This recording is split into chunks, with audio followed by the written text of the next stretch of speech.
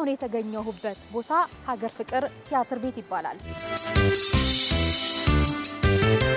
ሰለሞን አጎስ እባላለሁኝ የሀገር ፍቅር ቲያትር ቤት ስራ አስኪያጅና ተዋናይ ነኝ። እኔ የቅጥር ሂደቴ የሚጀምረው ከሀገር ፍቅር ቲያትር ቤት ነው። ለመጀመሪያ ጊዜ የቅጥር ማስታወቂያ ወጥቶ የተፈተንኩበት ቤት ነው። ተዋናይ ሆኜ ባልቀጠረበትም የመጀመሪያን ቲያትሬን ደግሞ በ1986 ዓመተ ምህረት ፐርፎርም ያደረኩት ይሄው ትልቁ አዳራሽ ነው።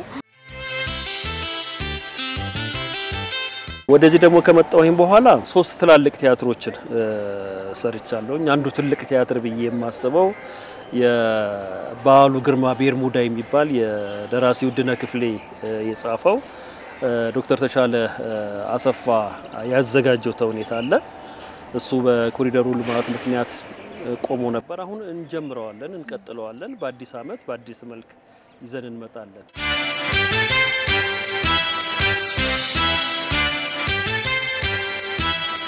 አንጋፋው የሀገር ፍቅር ቲያትር ቤት በብዙዎቹ ልብ ውስጥ ፍቅርን ትዝታን ያኖረ ቲያትር ቤት ነው።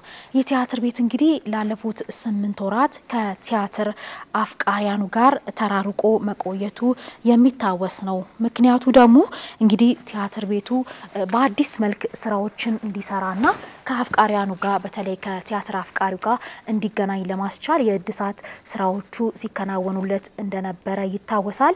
እንግዲህ የቲያትር ቤት እንደዚህ በአማረ መልኩ ባለፉት 3 ሳምንታት ስራዎችን ጀምሯል።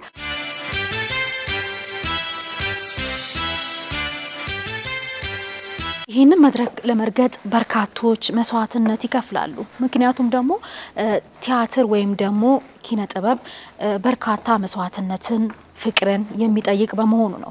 እንግዲህ የሀገር ፍቅር ቲያትር ቤት ወደ እድሳት ከገባ በኋላ በአዲስ መልኩ የተሻለ ቲያትርን ይዞ መምጣቱን ለማወቅ ችለናል። እንዲህ በአማረ መልኩ ለቲያትር አፍቃሪያኑ አዲስ ቲያትርን እንሆ ያለም ይገኛል። በግል ኢንተርፕራይዝ የተስፋ የቲያትር ኢንተርፕራይዝ አዲስ የከፈተው ቲያትር አለ ደጋግ ሰይጣኖች የሚል የውድነህ ክፍሌ ድርሰት የሆነ በተፈራ ወርቁ የተዘጋጀ ማለት ነው። ቆንጆ ቲያትር፣ ቆንጆ ኮሜዲ ቲያትር ነው። ሰው ፈታ ዘና ለማለት የሚፈልግ ከሆነ እሁድ በ8 ሰዓት መጥቶ ደጋግ ሰይጣኖችን ማየት ይችላል ማለት ነው። መቼም ደግ ብሎ ሰይጣን የለም አይደል? ደጋግ ሰይጣኖች ምንድነው አፕሮቹ፣ ምን ይመስላል፣ እንዴት ደጋግ ሰይጣኖች ሊኖሩ ይችላሉ የሚሉትን ነገሮች ከቲያትሩ መልስ ያገኛሉ።